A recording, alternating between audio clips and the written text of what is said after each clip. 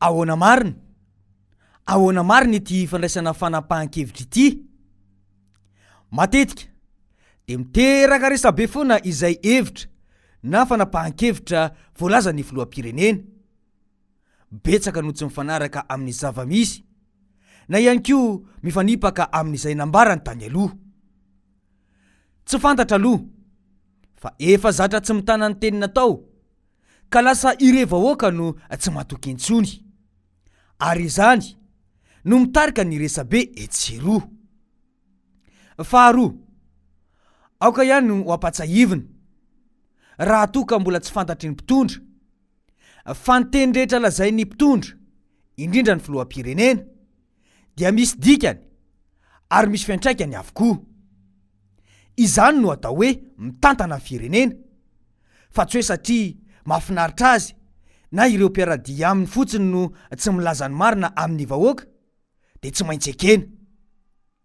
Samy mahatsiaro daholo isika tamin'ity teny nataony filoha ity hoe tsara no milaza fa na de mitombo azy ny olona mitondra ny tsy mikaretina ekeny zany dia ny tsara ho lazaina dia voafe ny aretina, ny valanaretina eto Madagasikara mihoatra ny firenena hafa. Tamin'ny faefatra amby folo ny volana Jona izany filazany zany, efa tamin'izany no fantatra fa manomboka miakatra ny isan'ireo olona voatily fa mitondra ny tsy mikaretina coronavirus, kanefa de natao ambanin-javatra ilay izy. Ko tsy mahagaga raha toa ka tonga amin'izao aretina mirongatra be izao. Ny olona mahay mitantana de mahay mitsinjo sy mijery lavitra. Rehefa nanontaniana moa izy ny alahady teo na voafehy na tsiny ny aretina de izao ndray no noteneniny.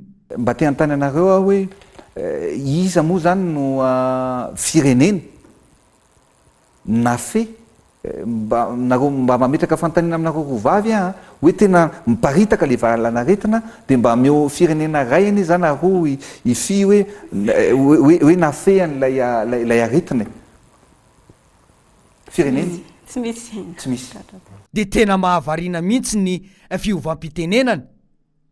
Tsy vo iray volana akory no lasa zay ay ve tsy misy firenena mahafehy ity valanaretina ity indray e.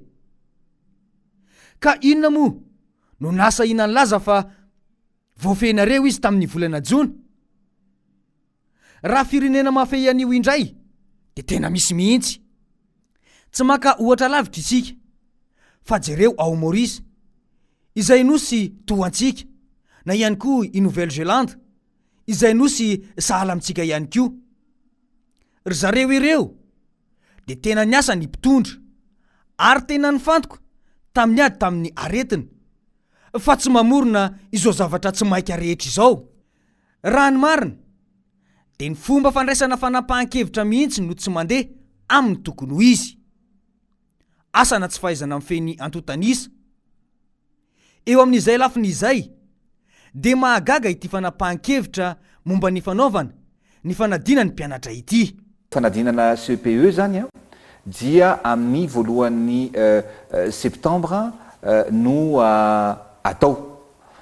Ny fanadinana kosa mikasika ny BEPC dia atao amin'ny faha-efatra amby folo ny volana septambra ka hatramin'ny faha-valo amby folo ny volana septambra. Io fandraisana fanapahan-kevitra io de mahagaga tokoa satria hoy ny filoha hoe pikatsika dia mbola hiakatra io ary any amin'ny farany volana Aogositra any voa midina ny tahan'ny olona hotratra ny valanaretina, hotratran'ny olona hitondra ny olona hitondra ny tsy mikaretina, zany hoe me hitombo ny olona hitondra ny tsy mikaretina eto amin'ny faritanina Antananarivo. Raha mbola any amin'ny farany volana Aogositra izay vo idiny io tarehimarika io de ho alefa manao fanadinana sahady ny ankizy ny fiandohan'ny volana septambra.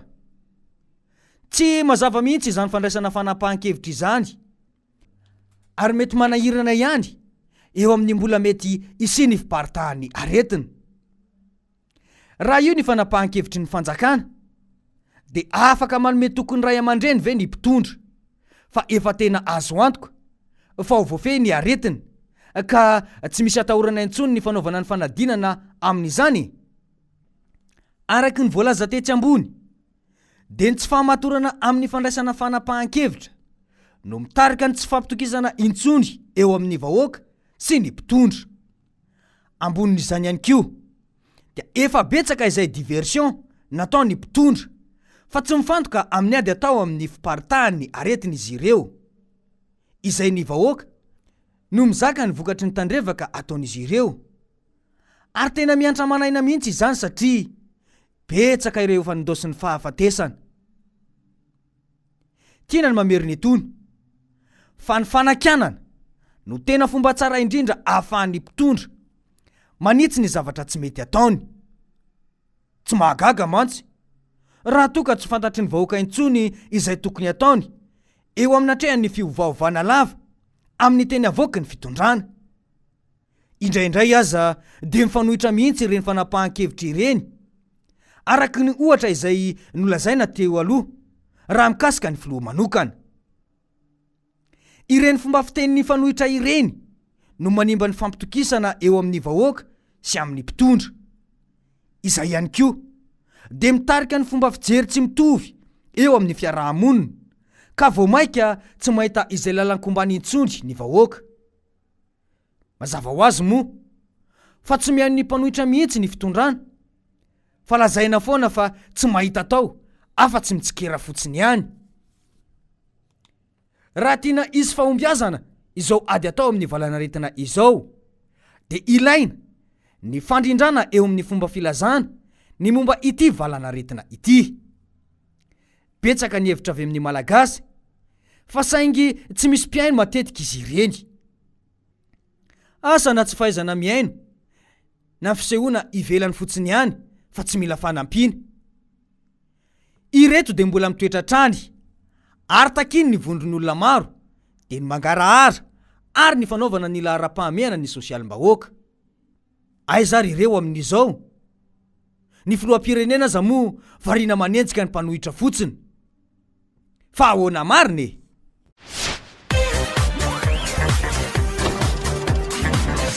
Ahoana mariny?